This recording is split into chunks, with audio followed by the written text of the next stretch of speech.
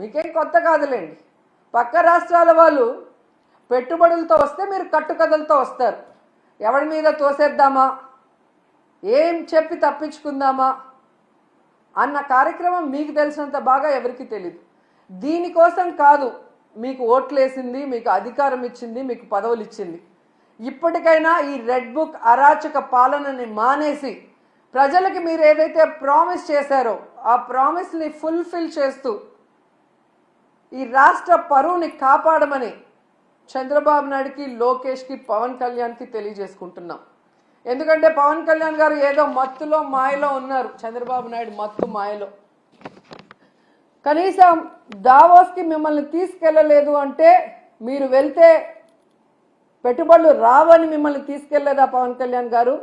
లేదా గతంలో మీరు ఒక ఇంటర్వ్యూలో దావోస్కి వెళ్ళటం వేస్ట్, దానివల్ల రూపాయి ఉపయోగం లేదని మీరు ఇచ్చిన ఇంటర్వ్యూ వల్ల తీసుకెళ్ళలేదా? లేదా పవన్ కళ్యాణ్ వస్తే లోకేష్కి ఇంపార్టెన్స్ తగ్గిపోతుందని తీసుకెళ్ళలేదా? ఇది మాకు చెప్పకపోయినా పర్లేదు, కనీసం పవన్ కళ్యాణ్కి జనసేన కూలీలకి చెప్పాల్సిన అవసరం ఉందని కూడా ఈ సందర్భంగా తెలియజేసుకుంటున్నా. ఎందుకంటే అంత పెద్ద వేదిక మీద లోకేష్ సీఎం అయితే బాగుంటుంది, డిప్యూటీ సీఎం అయితే బాగుంటుంది అని ఎలా భజన చేశారో, ఆ భజన చూసి పారిశ్రామికవేత్తలు ఎలా అవాక్కయ్యారో కూడా అందరూ గమనించారు. సో చంద్రబాబు నాయుడు గారు మీరు వచ్చి 7 నెలల కాలం అవుతుంది. ఈ రాష్ట్ర పరువు ప్రతిష్ట దిగజార్చే విధంగా మీరు పరిపాలిస్తున్న విషయాన్ని ఇప్పటికైనా గుర్తించండి.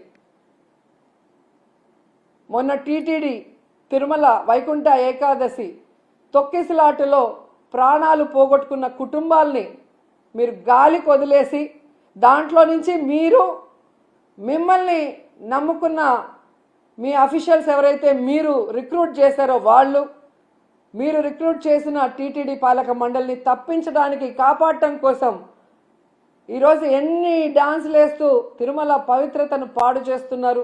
లడ్డూ విషయంలో ఎలా ఈ తిరుమల పవిత్రతను పాడు చేశారు. అలాగే మహిళల మీద ఇన్ని అఘాయిత్యాలు, ఇన్ని అత్యాచారాలు, హత్యలు జరుగుతుంటే కూడా మీరు దాన్ని ఎవరి మీద నెట్టాలి, ఏ పార్టీ మీద నెట్టాలన్న ప్రయత్నం చేస్తున్నారే తప్ప వాటికి అడ్డుకట్ట వేయకపోవటం ఈ రాష్ట్ర ప్రజలందరూ కూడా గమనిస్తున్నారు.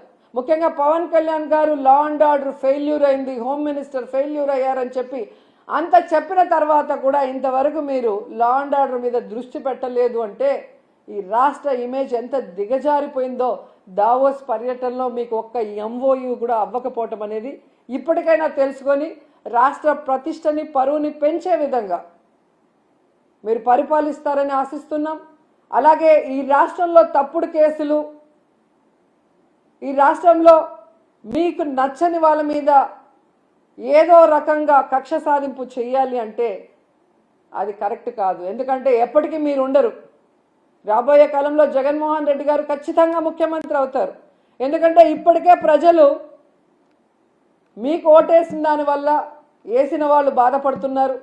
ఈవీఎంల వల్ల మీరు గెలిచారనుకున్న వాళ్ళు మీరు దిగిపోవాలని ప్రార్థనలు చేస్తున్నారు. ఎందుకంటే మీ వల్ల పేదవాళ్ళకి ఉపయోగం లేదు, రాష్ట్రానికి ఉపయోగం లేదు, ఏ వర్గానికి కూడా ఉపయోగం లేదు.